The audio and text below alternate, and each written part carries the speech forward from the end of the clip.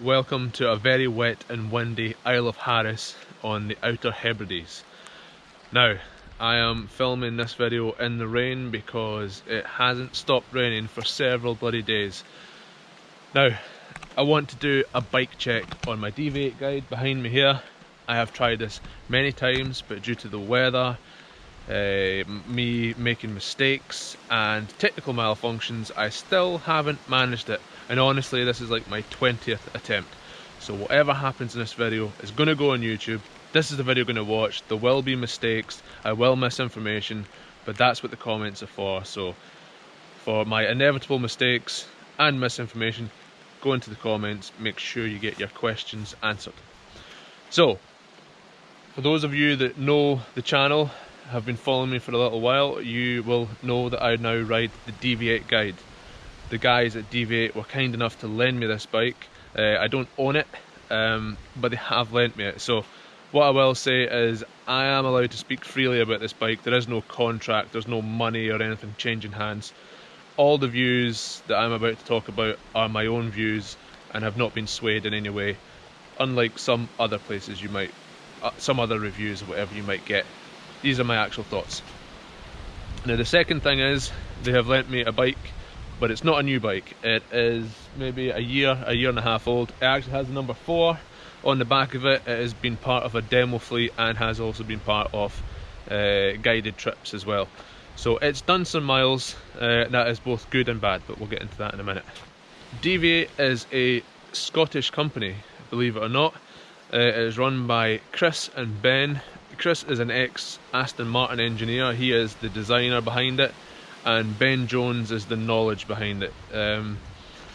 Now, Ben Jones runs mountain biking trips in the Alps and in Scotland and stuff like that. And this bike is ultimately designed to be the optimum bike for doing such a thing.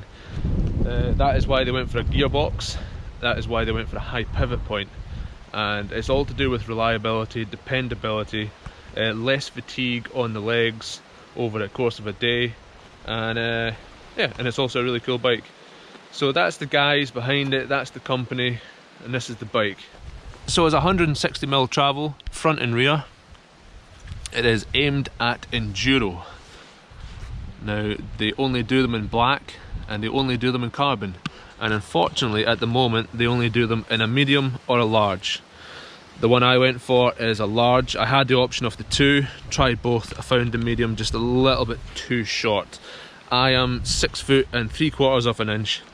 The first kind of possible issue for some people will be the relatively tall seat tube length.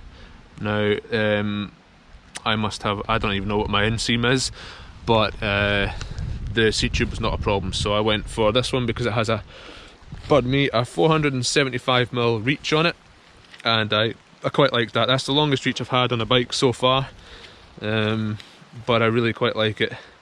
The stem is quite short, it's a 33mm stem, so it works out roughly about the 460 that I have been used to in the past, but obviously then I was running a 50mm stem. Now, this is going to be a bit random, but it's going to make sense in my head how I go about this.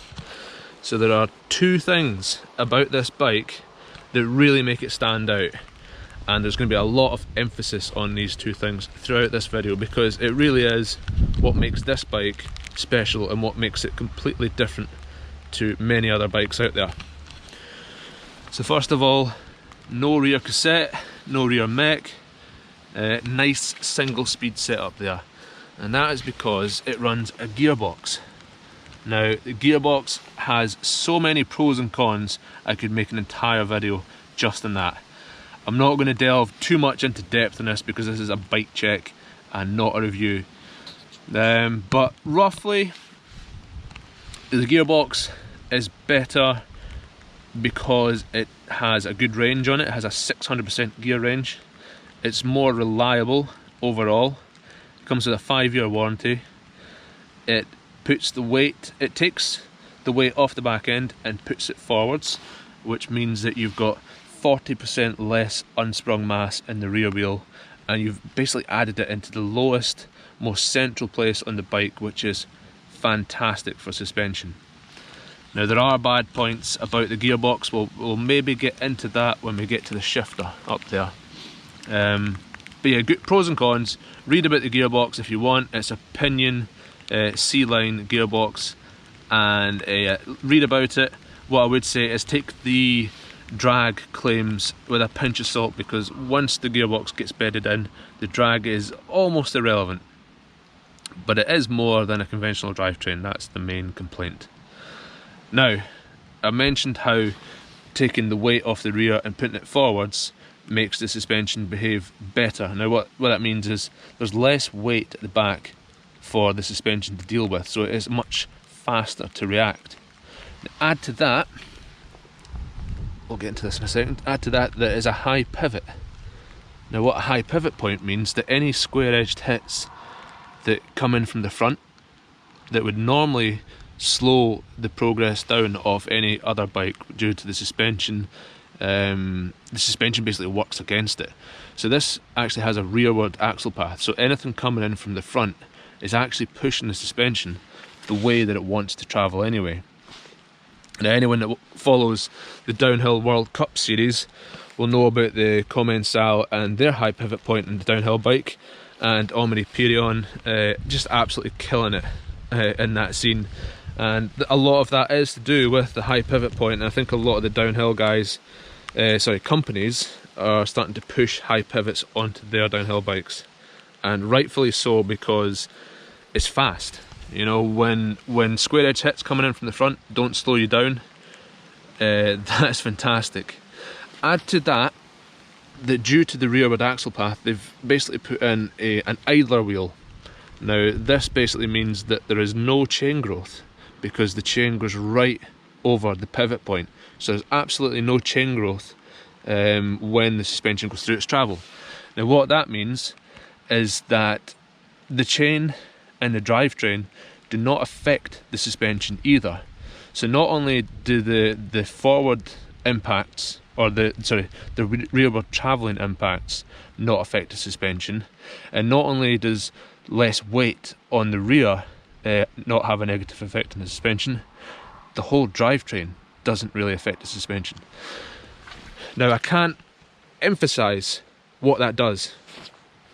What it does is fantastic. It means that the rear end on this bike produces like downhill bike levels of traction and grip ultimately, and smoothness. And what that then does is gives you so much more confidence to go fast, and yeah, it just makes everything so much more controlled, so much faster, so much easier.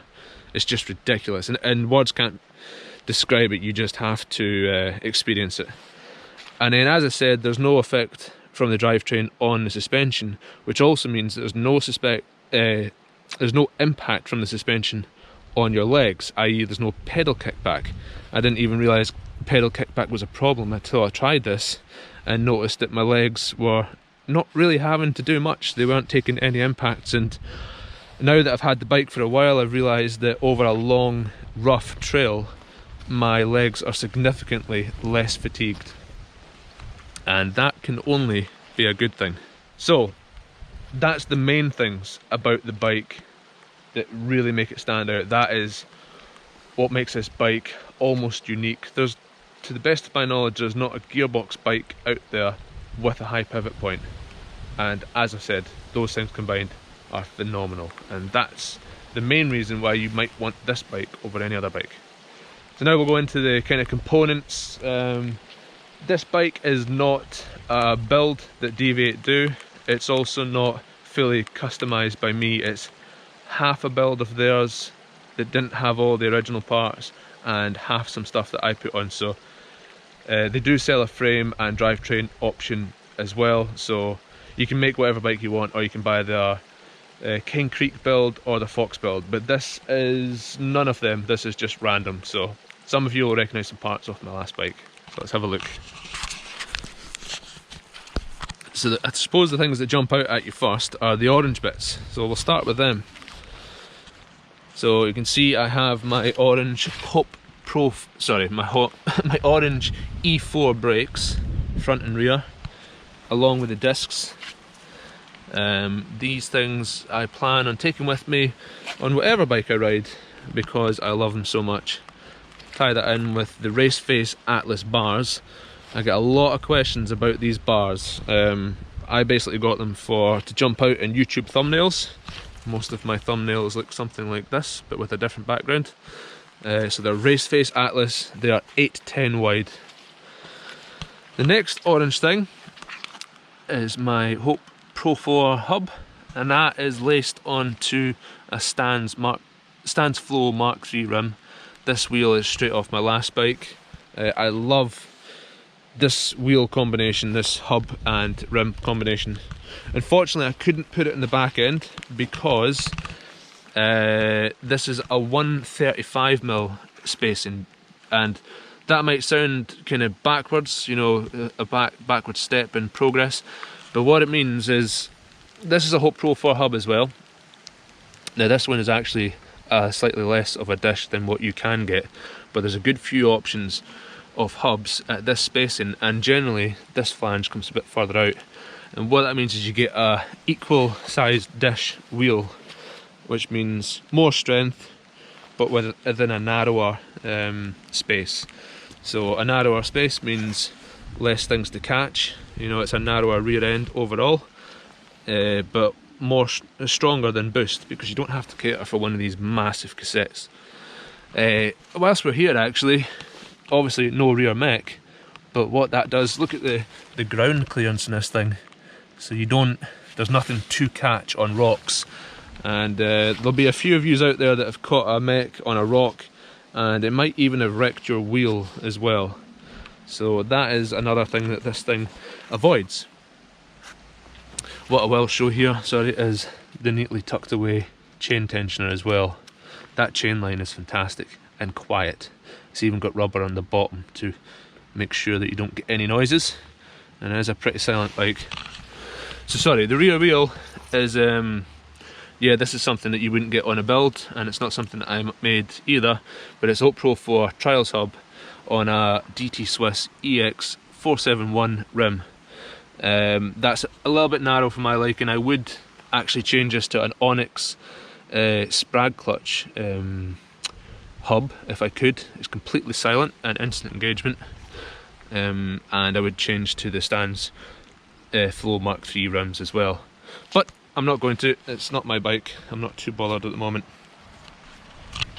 Now, next thing is I am running MSC gripper tyres. Now, I took what I thought was a risk on these tyres. The guys were at the Downhill World Cup in Fort William, and they were selling them for £30 per tyre, £60 for the pair. And I thought, I'll give them a go. I was going to get Magic Mary and a Hans Dampf, but that would cost about 120 quid, whereas this costs 60 quid, so half price. And I'm pleased to say that I've had them for a while now, and they have been fantastic. They are actually, as you can see, they are similar to Magic Mary, to the untrained eye like mine, but they seem to be a bit stronger, a bit tougher, and they have been really good. Nice, a nice profile side to side, as in it releases the edge grip gradually rather than just snapping away like a square tyre would. So I'm really liking that. So you can get your drift on in reasonable control, which I do enjoy. The other thing is, the thing you can't see here is I'm still running this Tannis Armour rim protection system, which is basically a jacket that goes around a inner tube. And I've had a lot of people asking if I'm still running that, and the answer is yes. It's been brilliant. I have had 2 punctures. One was not by myself, one was by my mate who's 30 kilos heavier than me, and he burst it. And then I also had one at Kinlochleven Enduro right at the end, where it just slowly went down. But I was running very cheap Decathlon inner tubes at the wrong size at that. So yeah, it's been very good. And the good thing is you don't have to change you don't have to worry about sealant going everywhere once it leaks. You just change the tube like you normally would. So let's see, right down the bottom. So I banged on about the rear suspension and how good it is, and I didn't even mention the shock.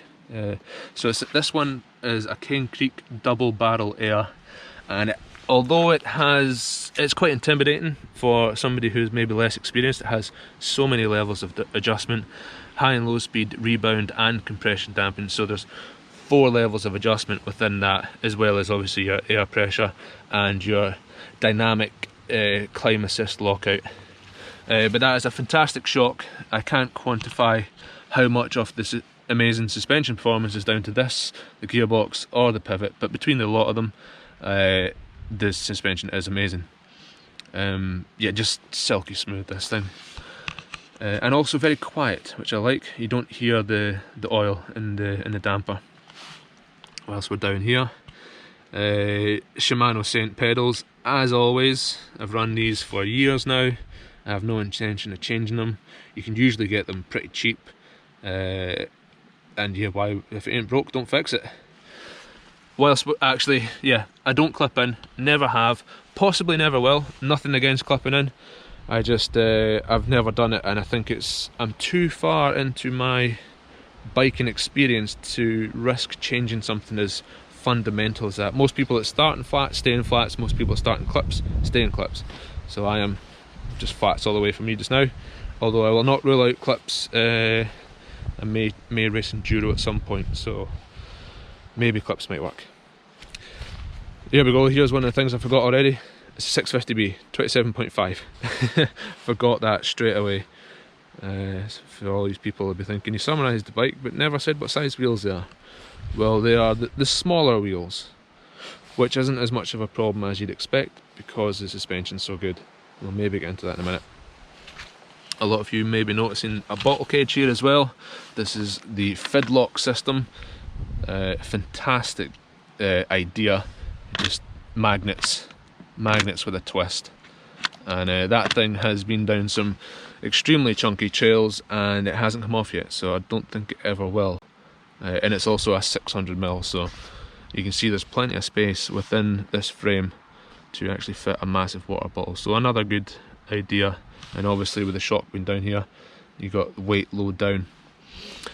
The forks, now this did come with Cane Creek helms, which were good, but they were a bit older, so maybe it's not fair to say that they weren't as good as the pikes. But I had just got new pikes for my last bike and I was keen to swap them over, and I asked the guys if I could and they said no problem. So now I have my 2019 pikes on here, and I upped the travel to 160 to match the 160mm in the rear.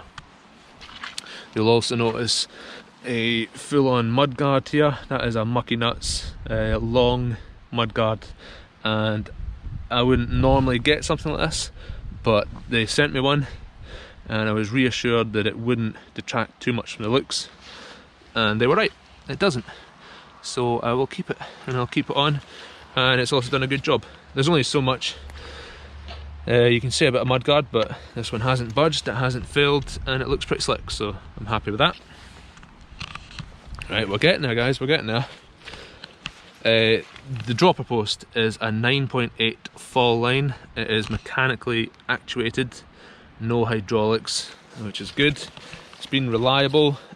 Only problem I've had was I've had it for a few months now, and it runs 30 psi in the chamber and it ran out of air, and so it didn't go up. And that's the only problem I've had. And there's the lever, pretty much the same as any other cable actuated lever you've seen. It's a fabric seat, very much a personal thing, but it's probably the comfiest seat that I have had, and it remains comfy over long periods of time. So for my arse anyway, it seems to be doing the trick. Right, so we've covered the stem, which is a Renthal 33mm reach. We've covered the bars, which are Raceface Atlas 810s, and we've covered the brakes. So now it's the grips. So these are Ergon GA2s, and these are pretty much the only option you've got, because on the other side we have a potential problem. It's a grip shift. Now this has put many people off. You can see that Ergon have made a shorter grip that lines up with this, and you can see the two cables there. There is actually a newer version of this grip which doesn't have the cables coming out the front, it has them coming out down here, and it's much more streamlined, so I might see about getting that. sometime in the near future. They also do different cranks as well for the gearbox, which I think they're CNC machined. But this right here is probably what might potentially put most people off. In fact, the gearbox in general kind of puts people off, and if that wasn't enough, the grip shift kind of puts the final nail in the coffin. What I will say is you do need to try the gearbox to see if it is for you, but the grip shift, I tried it and I was worried about this. Before I got the bike, I was properly worried. I'm like, it's going back to a grip shift, how's that going to be? And I was, yeah, just really concerned. Is this going to be something, it's because it's wet, I can't actually change gear at the moment. It's too slippy, so you do need to wear gloves. That's the first thing. You definitely need to wear gloves to change, because I'm getting no grip here. So I was worried, but after an hour of riding, it was not a problem. In fact, I would go as far to say that I now prefer the grip shift over a conventional shift, and that's not only because of the physical grip shift, it is actually because of the manner that you can use the gear changes with the gearbox. And what I mean by that is you can do multiple gear changes in one go while stationary. So you could be in the easiest gear and shift all the way to the hardest gear right now and then just cycle away, or vice versa, or just choose your gear. And without being funny, it is numbered, so it actually does help you decide where to go, because you can't refer to your cassette because there isn't a cassette. So it actually does have numbers, and that might seem ridiculous, but it does help. So I can say, I know that when I start off on a fairly normal trail, I'll be in 6th or 7th gear out of the 12 we have available. And yeah, I just pre-select that and away you go. So the other thing that you would maybe change is, the other thing you would do with that setup is if you are looking at, if you're going down a hill and you see there's a big hill coming up, like a climb, you would then pre-select the gear that you need for when you get to that climb. So you're actually riding in preparation for everything rather than just dealing with it afterwards. And for anyone that's come up to a hill and have been like in the hardest gear on the cassette, there's a lot of crunching goes on to get back to the gear that you want. So actually what you can do with the gearbox is just not pedal, just grab all the gears you need and then go.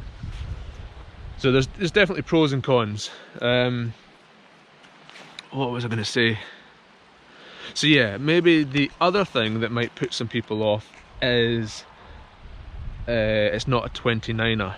Now, a lot of people are kind of adamant on 29ers. 29ers are the future, and possibly they are. But what I will say is 29ers, so if you want a bike that goes really fast over repeated bumpy, rocky terrain, and mainly in a straight line, you would go 29.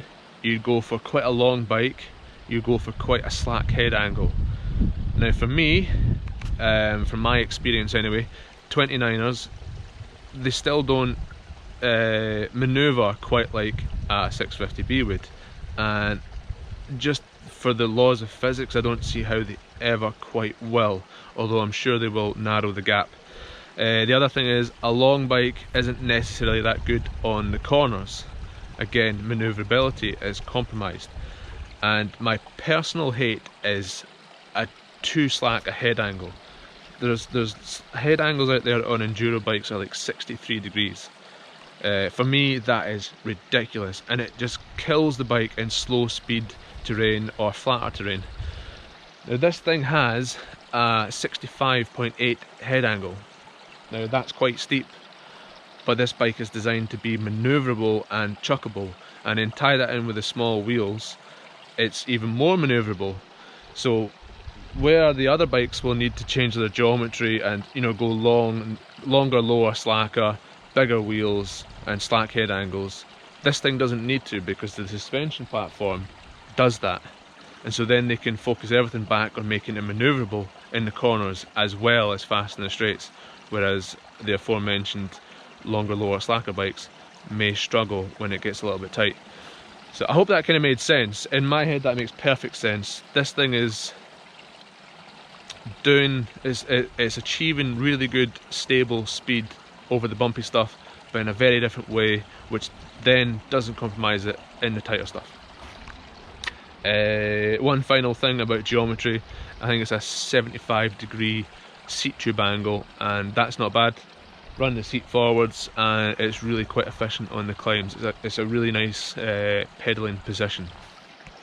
So I think that's it. I'm sure I'll find out pretty soon in the comments. So to kind of sum this thing up, the other thing is money.